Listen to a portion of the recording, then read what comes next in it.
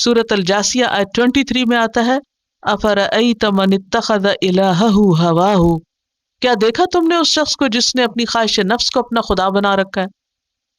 وَأَضَلَّهُ اللَّهُ عَلَى عِلْمٍ، اللہ نے اس کو علم کے باوجود گمراہ کر دیا. وَخَتَمَ عَلَى سَمْعِهِ وَقَلْبِهِ، اور اس کے کان اور اس کے دل پہ مہر لگا دی اور اس کی آنکھ پر پردہ ڈال دیا. وَعَلَى سَمْعِهِمْ، اور کانوں پر بھی پردہ. آپ دیکھیں کہ کان ایسی چیز ہے جو اندھیرے میں بھی سن سکتے ہیں اور روشنی میں بھی سن سکتے ہیں، لیکن آنکھیں ایسی چیز ہیں کہ جو صرف روشنی میں دیکھتی ہیں. تو انہوں نے اپنی ان فیکلٹیز سے کام نہیں لیا، لہٰذا اللہ تعالیٰ نے بھی پھر ان کے دلوں پر مہر لگا دی.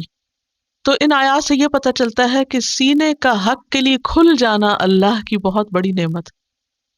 فَمَن يُرِدِ اللَّهُ أَن يَهْدِيَهُ يَشْرَحْ صَدْرَهُ لِلْإِسْلَامِ، اللہ جس کے ساتھ ہدایت کا ارادہ کرتا ہے اس کا دل اسلام کے لیے کھول دیتا ہے، دل کھلنے لگتے ہیں. اللہ کی بات سن کے، قرآن سن کے دل خوش ہونے لگتا ہے. تو پھر کیا ہوتا ہے جب دل کی خوشی سے کوئی اس طرف آتا ہے تو اس کا دل نرم ہوتا ہے، تو جو بھی تھوڑی سی بات بھی اس کو پتہ چلتی ہے تو اس کا دل کھل اٹھتا ہے اور پھر اس کے اندر ایک بہار آنے لگتی ہے، ایک اچھی زمین کی طرح. اور جس کے لیے اللہ ہدایت کا ارادہ نہیں کرتا تو اس کا دل تنگ کر دیتا ہے. جس کو اللہ ہدایت نہ دینا چاہے تو یجعل صدرہ ضیقا حرجا، اس کا دل تنگ کر دیتا ہے، بھیج دیتا ہے، اور پھر اس کے بعد اس کے نہ اندر کچھ چیز آتی ہے نہ اندر سے کوئی خیر باہر آتی.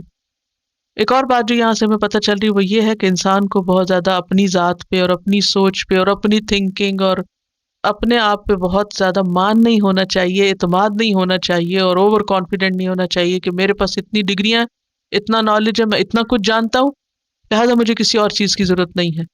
دنیا کا علم جتنا بھی ہو لیکن انسان کو ہمیشہ علم ہدایت کی ضرورت رہتی ہے، اور اس معاملے میں انسان کو اللہ اور اس کے رسول کی بات کے آگے جھک جانا چاہیے، چاہے اس کو سمجھ میں آئے یا نہ آئے. اور ایک اور چیز جو ہم سب کے لیے ضروری ہے کہ اللہ کی اس نعمت ہدایت پر شکر ادا کرتے رہیں.